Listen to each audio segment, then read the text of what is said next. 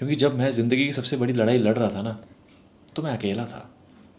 कि एम आई फेलियर, कि तू फेल हो गया नितिश, जहाँ मेरे पास फैमिली तक का सपोर्ट भी नहीं है। अपना बुरा वक्त मैंने अकेले झेला है। जब आपके साथ कोई ट्रेजेडी हुई हो और आप सो नहीं सकते, उसके बाद मैं रोया भी, गिरा भी, अपना बुरा वक्त भी निकाला। और जब आपकी ज़िंदगी लेती है ना दोस्त, तो मैं कई बार रातों को उठ के बैठ जाता था कि एंजाइटी और डिप्रेशन का शिकार भी हुआ, जिसका नाम मैंने आज तक कभी ज़िंदगी में अपनी नहीं सुना था। Hello guys, welcome back to my channel.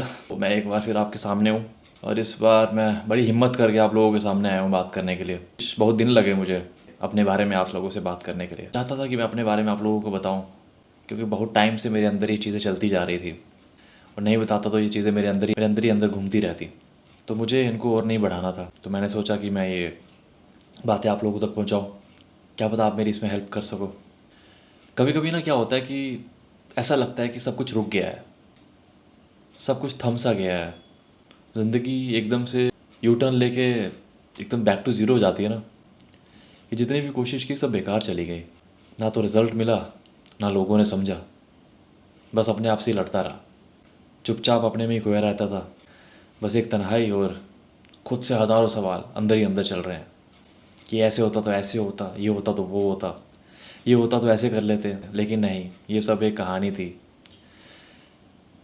जो मुझे बहुत देर बाद समझ आई कि आप कुछ भी कर लो, कुछ चीज़ें आपके हाथ में नहीं होती।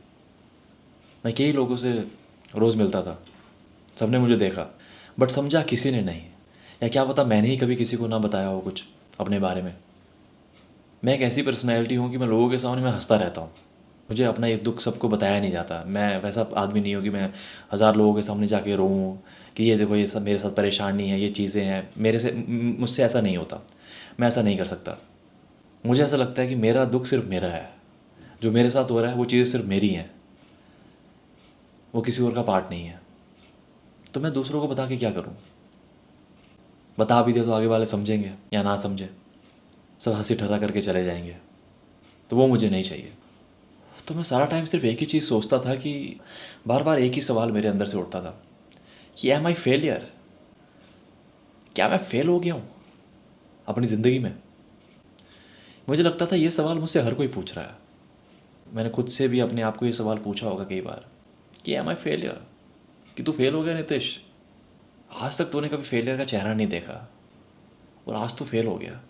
जब भी मैं अपने आप से ये सवाल पूछता था तो अंदर से पता है एक ही जवाब आता था कि तू इस चीज़ के बारे में ज़्यादा जानता होगा, तेरी स्ट्रगल है, तेरी लाइफ है, तू ही खुद से लड़ता रहता है। तो आप लोगों को पहले मैं अपने बारे में बता देता हूँ। आप में से मुझे बहुत कम लोग जानते होंगे, बहुत सारे लोगों ने तो मुझे पहली बार देखा होगा। मैं नीतीश शर्मा, जम्मू के एक छोटे से गांव से, कठुआ डिस्ट्रिक्ट में एक गांव पड़ता है मांगर दरालता, वो मेरा गांव है। यहाँ से मेरी ज़िंदगी स्टार्ट हुई, यहाँ से मेरी जर्नी स्टार्ट हुई लाइफ की। मैं हमेशा से सोचता था कि एम अ सुपरमैन, मेरे अंदर बहुत सारी सुपर पावर्स हैं, बट ना तो मुझे कोई सुपर पावर मिली और ना ही मुझे कोई शॉर्टकट मिला ज़िंदगी में। मैं एक ऐसी जर्नी पे हूँ जहाँ मेरे पास फैमिली तक का सपोर्ट भी नहीं है। और सपोर्ट तो छोड़ो, ना मोटिवेशन, ना इनक्रेजमेंट, ना बढ़ावा कि ज़िंदगी में तू बहुत अच्छा किया तूने, ज़िंदगी में तू बहुत अच्छा कर रहा है, ऐसा कुछ भी नहीं।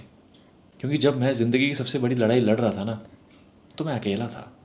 अकेला इसलिए था कि सपने भी खुद के थे, तो ऑब्वियस ही बात है स्ट्रगल भी खुद की होगी।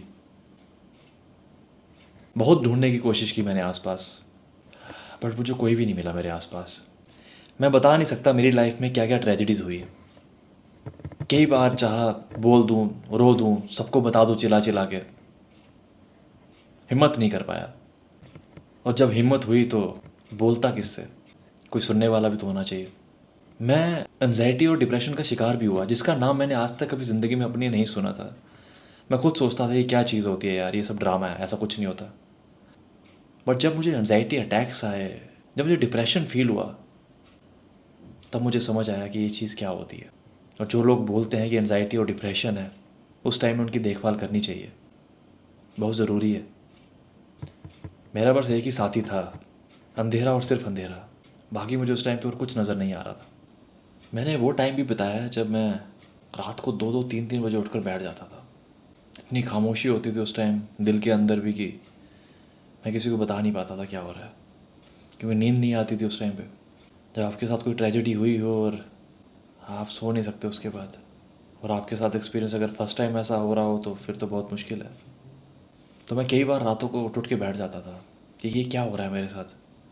ऐसा मैंने कभी नहीं सोचा कि ऐसा मेरे साथ होगा। परेशान, गुमसुम, किसी को बोल भी नहीं पाता था कि ये चीज़ें मेरे साथ हो रही हैं। और बस एक ही सवाल पूछता था कि मैं किस लिए ज़िंदा हूँ। मैं इसलिए ज़िंदा हूँ, ये करने के लिए बना हूँ। आज भी मैं ये सवाल हमेशा अपने आप से पूछता हूँ कि तू ये करने के लिए बना हुआ है, इसलिए तू इस दुनिया में आया था। और जब आपकी ज़िंदगी लेती है ना दोस्त, सब कुछ लगता है ख़त्म हो गया, सब कुछ वेस्ट हो गया, इतने सालों की मेहनत सब ख़त्म। ऐसा लगता था कि लाइफ में कुछ नहीं बचा, ना कैरियर बचा है, ना इमोशंस बचे हैं, ना फैमिली बची है, ना कोई सपोर्ट है, ना फ्रेंड्स हैं। और सबसे हैरानी की बात होती है कि जब तुम उस टाइम के फेस पे होते हो ना, तो उस टाइम पे आपसे कोई पूछता भी नहीं है यार कि तू ठीक है।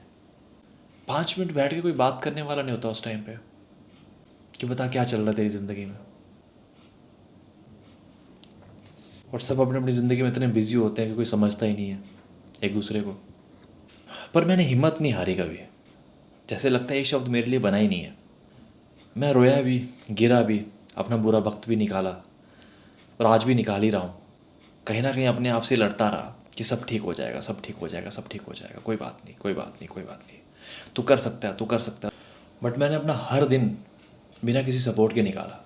अपना बुरा वक्त मैंने अकेले झेला है, सिर्फ अकेले। और वो वक्त मैंने कैसे निकाला है ना, वो मैं ही जानता हूँ। और वो वक्त कोई 5, 6 या 1 साल के लिए नहीं था, वो वक्त 4, 5 साल का था, जिसने मुझे झंझोड़ के रख दिया अंदर से कि बेटा जैसे तू प्लानिंग कर रहा है ना, वो सब गलत है।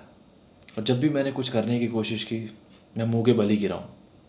अब आप लोग सोच रहे होंगे कि यूट्यूब पे ये सब क्यों बता रहा है, टीआरपी लेने के लिए आया होगा। नहीं, मैंने यूट्यूब इसलिए स्टार्ट किया कि मैं अपने दिल की बात आप लोगों तक पहुँचा सकूँ, क्योंकि मेरे आसपास ऐसा कोई नहीं है जिसे मैं ये सब चीज़ें बता सकता हूँ। और कहीं ना कहीं मुझे अपनी बात दुनिया तक पहुँचानी है, वो बात जो मैंने कभी किसी को नहीं बोली आज तक, और ना मैंने कभी किसी को बताया। मेरी ऐसी कहानी जो मेरे अंदर ही कहीं दबी हुई है,